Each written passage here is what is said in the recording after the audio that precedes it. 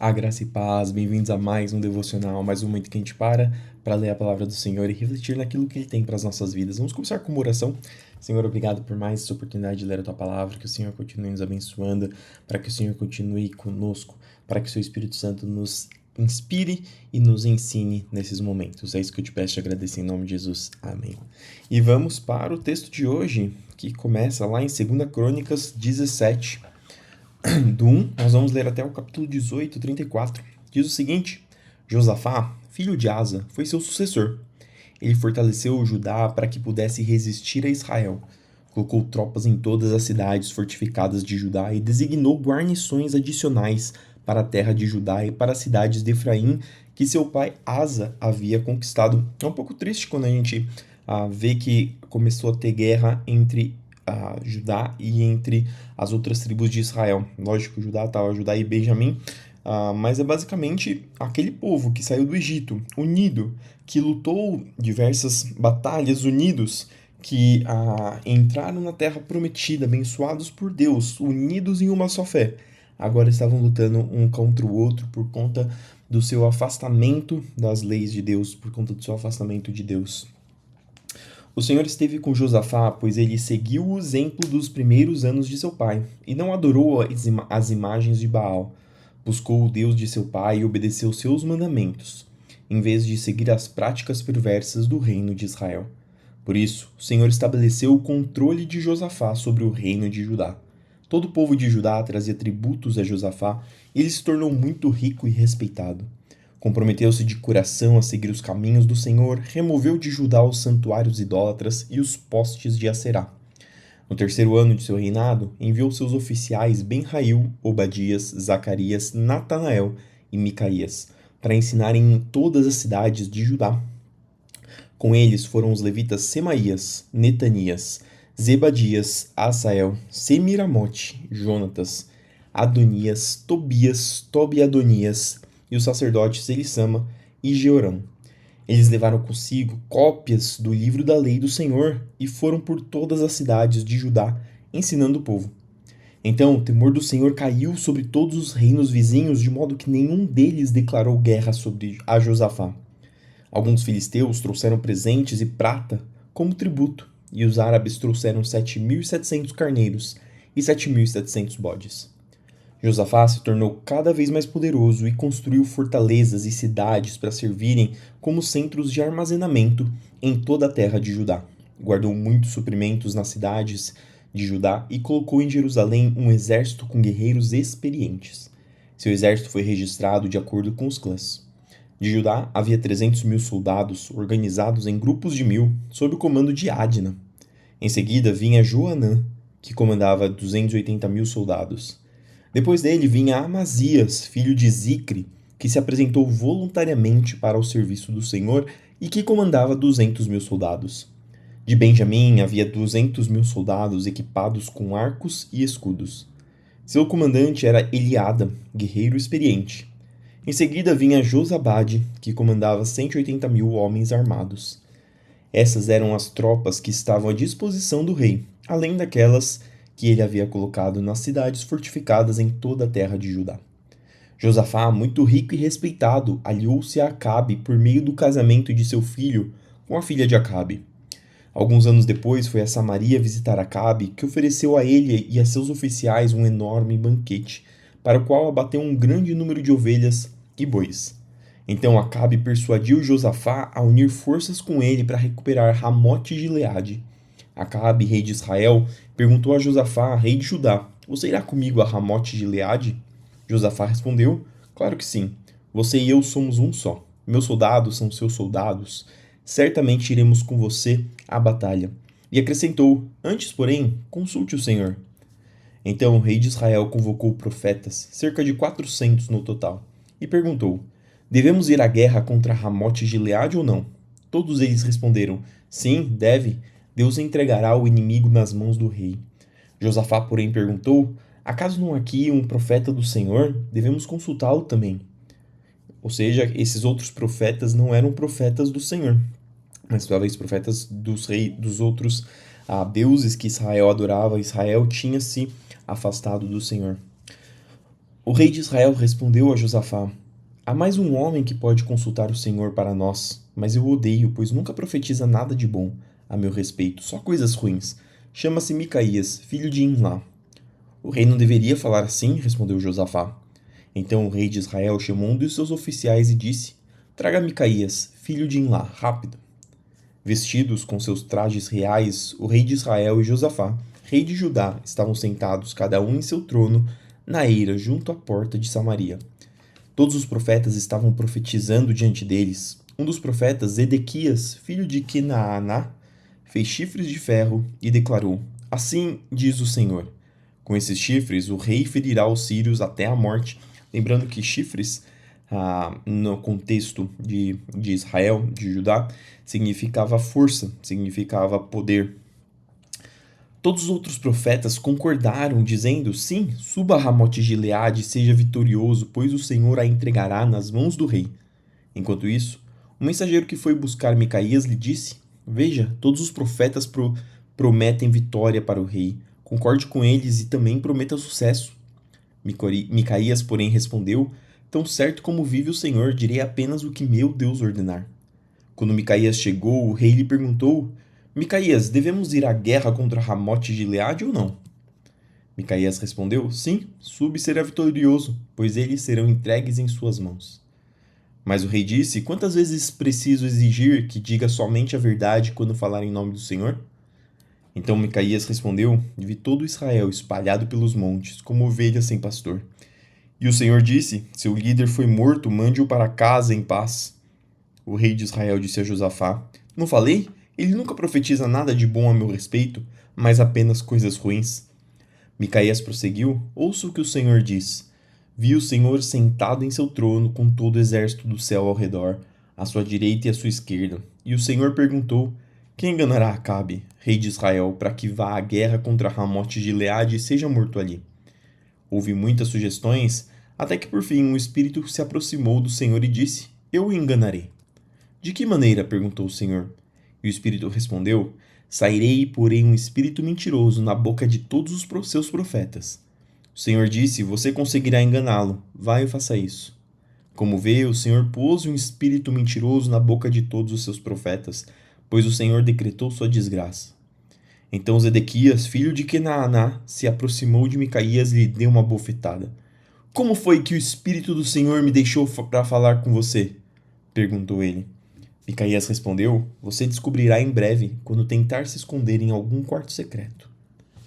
Então o rei de Israel ordenou: prendam Micaías e levem-no de volta a Amon, governador da cidade, e a meu filho Joás, com a seguinte ordem: ponham este homem na prisão e deem-lhe apenas pão e água, até que eu volte da batalha em segurança.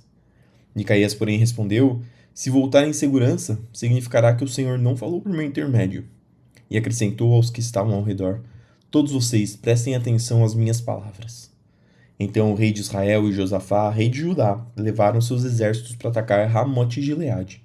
O rei de Israel disse a Josafá: quando entrarmos no combate, usarei um disfarce para que ninguém me reconheça, mas você vestirá seus trajes reais. O rei de Israel se disfarçou e os dois foram à batalha. Enquanto isso, o rei da Síria tinha dado as seguintes ordens para os comandantes dos carros de guerra: ataquem somente o rei de Israel, não lutem contra ninguém mais. Quando os comandantes dos carros de guerra sírios viram Josafá em seus trajes reais, foram atrás dele. É o rei de Israel, disseram. Contudo, Josafá clamou e o Senhor o salvou. Deus o ajudou e afastou dele seus inimigos. Assim que os comandantes dos carros perceberam que ele não era o rei de Israel, pararam de persegui-lo. Então um soldado sírio disparou uma flecha a esmo, ou seja, aleatoriamente, e acertou o rei de Israel entre as juntas de sua armadura. Ou seja, sem mirar, sem querer acertar, já querendo acertar era difícil de acertar entre as armaduras. Agora uma flecha que foi lançada aleatoriamente por algum soldado qualquer acertou exatamente entre as juntas das armaduras do rei de Israel.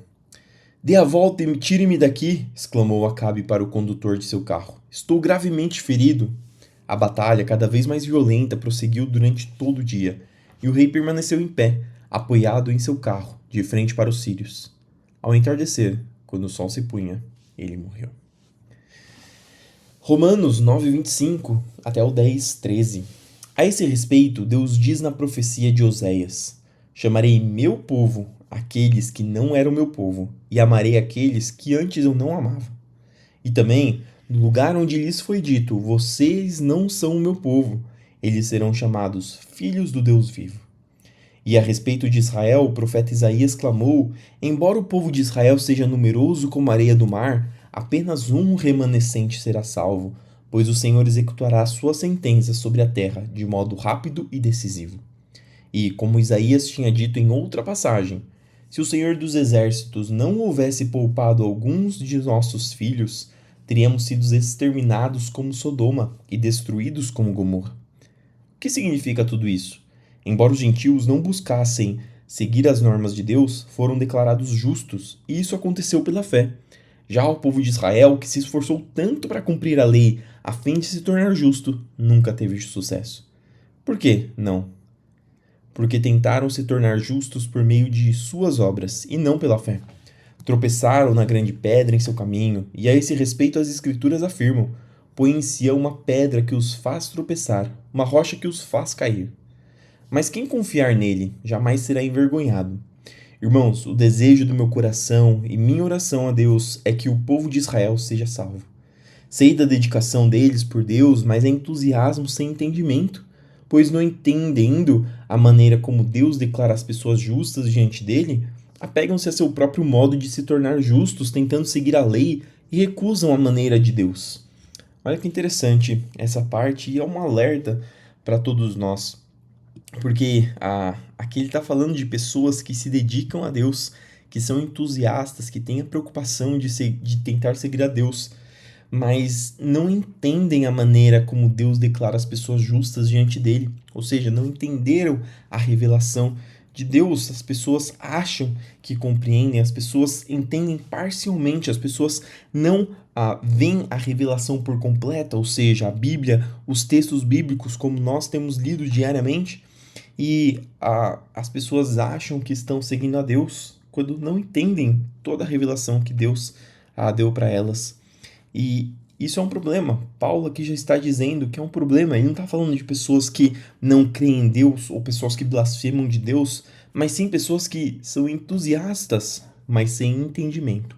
Que a gente seja entusiasmado, sim, com certeza, para que a gente possa buscar com esmero e dedicação a palavra do Senhor, mas que a gente procure com entendimento, sabendo que a palavra do Senhor, a Bíblia, é aquela revelação, aquilo que nos dá a direção e a verdade para as nossas vidas. Pois Cristo é o propósito pelo qual a lei foi dada. Como resultado, todo o que nele crê é declarado justo. Moisés escreve que o modo pelo qual a lei torna alguém justo exige obediência a todos os seus mandamentos. Mas o modo pelo qual a fé torna alguém justo diz: não diga em seu coração quem subirá ao céu para trazer Cristo à terra. E não diga quem descerá ao lugar dos mortos para trazer Cristo de volta à vida. Na verdade, diz: a mensagem está bem perto, está em seus lábios e em seu coração. E essa mensagem é a mesma que anunciamos a respeito da fé. Se você declarar com sua boca que Jesus é o Senhor e crer em seu coração que Deus o ressuscitou dos mortos, será salvo, pois é crendo de coração que você é declarado justo e é declarado com a boca que você é salvo, e é declarando com a boca que você é salvo. Como dizem as Escrituras, quem confiar nele jamais será envergonhado. Nesse sentido, não há diferença entre judeus e gentios, uma vez que ambos têm o mesmo Senhor, que abençoa generosamente todos que o invocam, pois todo aquele que invocar o nome do Senhor será salvo. Salmos 20, do 1 até o 9, é o regente do coral, Salmo de Davi. Que o Senhor responda ao seu clamor em tempos de sofrimento. O nome do Deus de Jacó o guarde de todo mal. Que de seu santuário ele lhe envie o socorro e de Sião o fortaleça. Que ele se lembre de todas as suas ofertas e olhe com favor para seus holocaustos. Que ele conceda os desejos do seu coração e lhe dê sucesso em todos os seus planos. Daremos gritos de alegria pela sua vitória e hastearemos bandeiras em nome de nosso Deus. Que o Senhor responda a todas as suas orações. Agora sei que o Senhor salva seu ungido. Ele responderá de seu santo céu e o livrará com seu grande poder. Alguns povos confiam em carros de guerra, outros em cavalos, mas nós confiamos no nome do Senhor, nosso Deus. Tais nações perdem as forças e caem, mas nós nos levantamos e permanecemos firmes. Dá vitória a teu rei, Senhor. Responde o nosso clamor por socorro. E por fim, Provérbios 20, do 2 ao 3. O furor do rei é como o rugido do leão. Quem provoca sua ira põe a vida em risco. Evitar contendas é sinal de honra. Apenas o insensato insiste em brigar. E essas foram as palavras de hoje para as nossas vidas. Espero que elas encontrem abrigo na sua vida, no seu coração, na sua mente, e para que você possa continuar meditando nela durante o seu dia. Vamos terminar com uma oração. Senhor, obrigado por mais essa oportunidade de ler a Tua Palavra, que nós possamos aprender, para que nós possamos guardá-las em nosso coração e para que nós possamos aplicar em nossas vidas. Senhor, abençoa o nosso dia para que seja um dia de louvor ao Teu nome, para que nós possamos ir à Tua casa no dia do Senhor e louvar ao Teu nome, agradecer por tudo que o Senhor tem feito em nossas vidas. Abençoa, Senhor, aqueles que vão precisar trabalhar, aqueles que vão precisar estudar, para que o Senhor guarde e proteja, Senhor, em tudo que eles fizerem. Senhor, abençoa os que estão doentes, os que estão enfermos, para que eles possam ser curados, regenerados, restaurados, Senhor. Senhor, nos dê o pão nosso de cada dia, continue nos abençoando, Senhor, para que as portas sejam abertas, para que os seus filhos sejam promovidos, para que nós possamos, Senhor, receber sustento do céu, para que nós possamos expandir seu reino na terra. Senhor, abençoa para que nós possamos lutar contra os nossos pecados, contra aquilo que nós fazemos de errado para o Senhor, para que nós possamos nos santificar a cada dia. É isso que eu te peço e te agradeço. Em nome de Jesus. Amém. Que Deus te abençoe, que tudo que você fizer no seu dia prospere. Não esqueça de fazer tudo para a glória do Senhor. Fique com Deus e até amanhã para mais um Devocional.